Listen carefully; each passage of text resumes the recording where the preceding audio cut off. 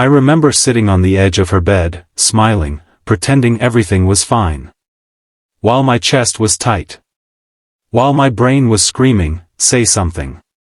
Say it now. Because the longer I stayed quiet, the more I realized. I wasn't being kind. I was being cowardly.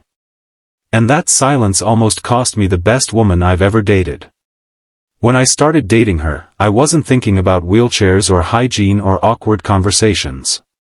I was thinking about the way she laughed, head tilted back, eyes half closed, like she wasn't afraid to take up space in the world. She was smart. Sharp. Disarmingly honest. And for the first time in a long time, I felt seen. But there was something else too. Something heavy.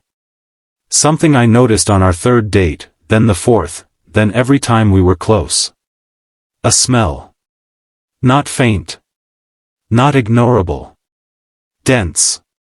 Lingering. Like sweat trapped somewhere it couldn't escape. And the worst part? I didn't know where it came from. Or how to talk about it without sounding cruel. So I did what a lot of people do when they're afraid. I stayed quiet. Every time she leaned in closer, my body reacted before my brain could stop it. Not disgust. Fear. Fear of hurting her. Fear of being that guy. Fear that even bringing it up would make me look heartless. So I smiled. I kissed her cheek instead of her lips. I made excuses to keep distance. And the silence started poisoning everything. She noticed. Of course she did. People always notice when someone pulls away, especially people who already know what it feels like to be treated differently. One night, lying awake beside her, I realized something ugly. By not saying anything, I was treating her like she was fragile. Like she couldn't handle the truth. And that realization hit harder than the smell ever did. My chest felt hot. My jaw clenched. This isn't kindness, I thought. This is disrespect disguised as politeness. That was the moment everything shifted. The next day, I didn't rehearse a speech. I didn't Google how to talk to disabled partner about hygiene. I just decided one thing. I would speak like she was an adult. Because she was. We sat down. Face to face. My hands were shaking. And I said it. Gently. Honestly.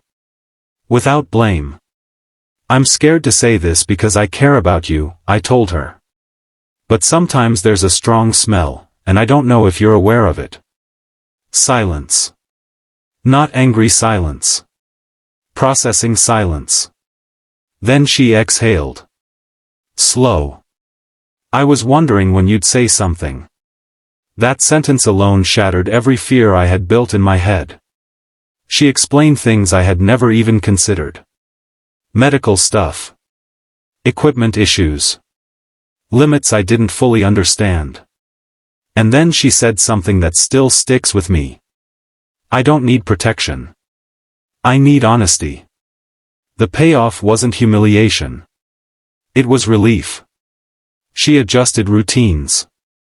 I helped, without pity, without savior nonsense. We solved it together. And the tension? Gone. The closeness returned, stronger, cleaner, real.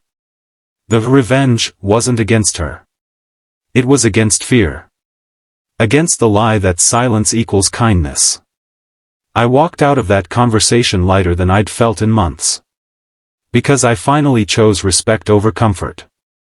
Sometimes the bravest thing you can do isn't walking away. It's telling the truth with care. Because real intimacy doesn't come from pretending. It comes from honesty that still leaves dignity intact. If this story made you think, or hit a little too close to home, hit that like button. Drop a comment. Have you ever stayed silent to avoid hurting someone, and regretted it? And don't forget to subscribe to Story X Daily for real, raw stories that don't shy away from uncomfortable truths.